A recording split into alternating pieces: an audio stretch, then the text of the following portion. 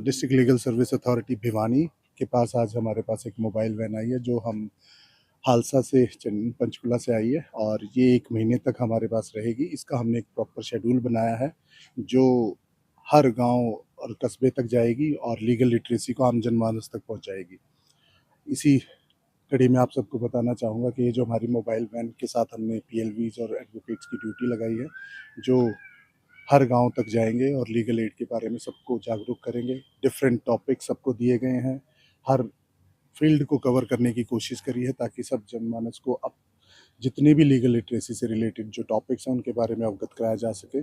दूसरा हमारा एक सुप्रीम कोर्ट का एक इनिशिएटिव आया है समाधान समारोह, जिसमें जो भी सुप्रीम कोर्ट में जो पेंडिंग केसेस हैं कोशिश करेंगे उन पार्टीज़ को बैठा के मीडिएशन और अल्टरनेटिव डिस्प्यूट रेजोल्यूशन के थ्रू हम उनका एक समझौता करा सके। और सुप्रीम कोर्ट की ये पहल बहुत ही सराहनीय है और इसमें हम चाहेंगे कि भिवानी के सब जिनके भी सुप्रीम कोर्ट में केसेस पेंडिंग है वो इसमें बढ़ चढ़ कर हिस्सा लें और आप सबके लिए शुभकामनाएं। सर ये जो किन किन गाँव में होती, कितने गाँव में जाएगी?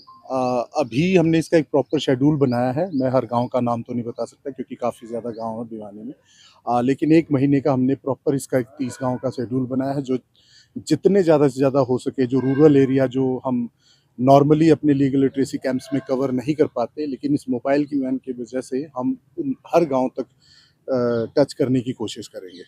तो सर लोगों को बेनिफिट्स क्या होगा इससे?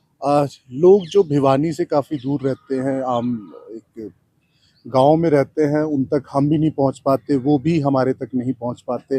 हालांकि एक 15-100 हमारा स्पेशल नंबर है जिस पे टोल फ्री नंबर है जिस पे आप कॉल करके कांटेक्ट कर सकते हैं, बट फिर भी हमें लगता है कि हम हर इंसान तक पहुंचना पॉसिबल नहीं हो पाता। लेकिन इस मोबाइल वैन की वजह से ये है कि हमारे जो पीएलवीज हैं वो इसके साथ जाएंगे, डिफरेंट गाँव में जाएंगे, घर घर जहाँ पे भी ज़रूरत है उन तक मिलेंगे, उनको प्रॉपर तरीके से जागरूक करेंगे।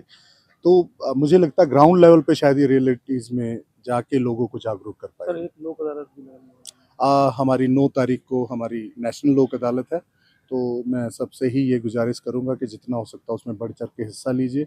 अपने जितने भी केसेज़ हैं कोर्ट में पेंडिंग है वो अपने उसमें पुट अप कराइए।